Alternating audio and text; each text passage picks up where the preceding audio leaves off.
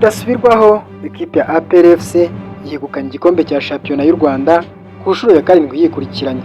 Ni icya 24 mu mateka yayo nyuma y'uko Kiyovu Sport inaniwe gutsinda AS Muhanga zikaba zanganyije igitego kimwe kuri kimwe.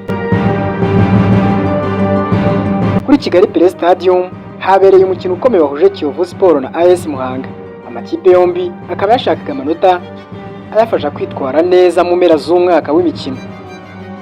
Kiyovu Sport rero yari yakiriye umukino niyo yatangiye isatirana imbaraga nyinshi kandi yashakaga igitego hakiri kare, ariko amahirwe yo kubona igitego imbere y'izamu Uwiyaremye Fidali wari mu busatirizi yayapfushaga ubusa. Igice cya mbere cyarangiye amakipe yombi anganya gusa ku busa. Mu gice cya kabiri umutoza wa Kiyovu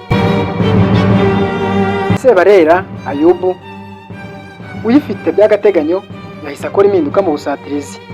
Yakuye mu kibuga Sanzi Flakedi na Uwineza Rene, ashyiramo Harerimana Abdelaziz ndetse ashyiramo na Moise Sanja Bulaya. Ni impinduka zatanze umusaruro kuko ku minota 63 Sanja yatanze igitego cyiza ku ishoti yatereye hanze y'urubuga rw'amahina.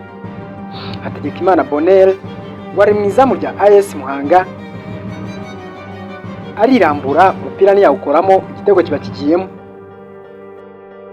Ibyishimo by'abafana ba Kiyovu Sport ntabwo byamaze kabiri kuko ku minota 77 Kwizerimana Onesme yatsinze igitego cyo kwishyura nyuma y'akavuyo kabereye imbere y'izamu rya Kiyovu Sport. Kiyovu Sport yaribonye igitego cya kabiri ku minota 88 ariko umutwe wari utewe na Mbonyingabo Regis ufatwa na Hategekimana Bonheur, maze umukino wongewe iminota 5 ariko ntihagira itandukaniro ribaho. Kiyovu Sport rero yagize amanota 51 iguma ku mwanya wa gatanu rero ku rutonde rwa BK Pro League. Inanirwa gufata umwanya wa 4 uriho Rayon Sport n'amanota 52. Kugeza ubu AS Muhanga yananiwe gutsinda uyu mukino, yo yagize amanota 28 ayigumisha ku mwanya wa 28 aho irusha amanota 2 gusa Rutsiro. Rutsiro kandi ikaba itarakina umukino wayo. Ibyavuye muri uyu mukino byahise bihesha igikombe cya shampiyona ekipe ya APR FC. Ku mahirwe cyangwa se ku makipe yo mu Rwanda nyuma yuko irushije urucaca amanota 8 n'amanota 7 Rayon Sport, izo zose zisigaje imikino 2. Nyamara ikipe y'ingabo z'igihugu y'amanota 59 isigaje imikino yose 3. Igikombe cya 7 kikurikiranya ikipe y'ingabo z'igihugu yegukanye, kikaba igikombe cya 24 yegukanye mu mateka yayo. Igikombe cya shampiyona y'u Rwanda muri rusange cyegukanywe na Al Hilal Soccer Club, ikaba yitwa nanone Al Hilal Omdurman. Ikipe ifite amanota 73 nyuma y'imikino 31. Indi mikino yabaye rero kuri uyu munsi yasize Marine FC itsinzwe na Etincelle ibitego 3-2. Mu gihe Mukura Victory Sport yanganyije na Bugesera igitego 1-1. Ikindi kandi Polisi nayo yikiranuye mu kanya na Al Hilal.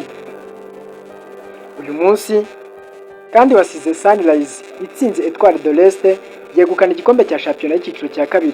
Bishatse kuvuga ko muri sezo itaha amakipe ya Sunrise na Etoile de l'Est ariyo tuzabona mu cyiciro cya mbere, ndetse yahise izamuka mu cyiciro cya mbere yegukanyemo igikombe. Iyi kipe kandi Nyagatare yazamukanye na Unity yagize amanota 10 nyuma yo kunganya na Intare FC ubusa ku busa. Unity ni ubwa mbere igiye gukina icyiciro cya mbere hano mu Rwanda. APR FC yongeye kwegukana igikombe cya shampiyona y'umwaka ku nshuro ya 7. Kiyovu Sport rero yo yanganyije na Muhanga, ibyo nibyo byahise biha amahirwe ekipe ya APR FC yo gutsindira igikombe cya shampiyona y'uyu mwaka.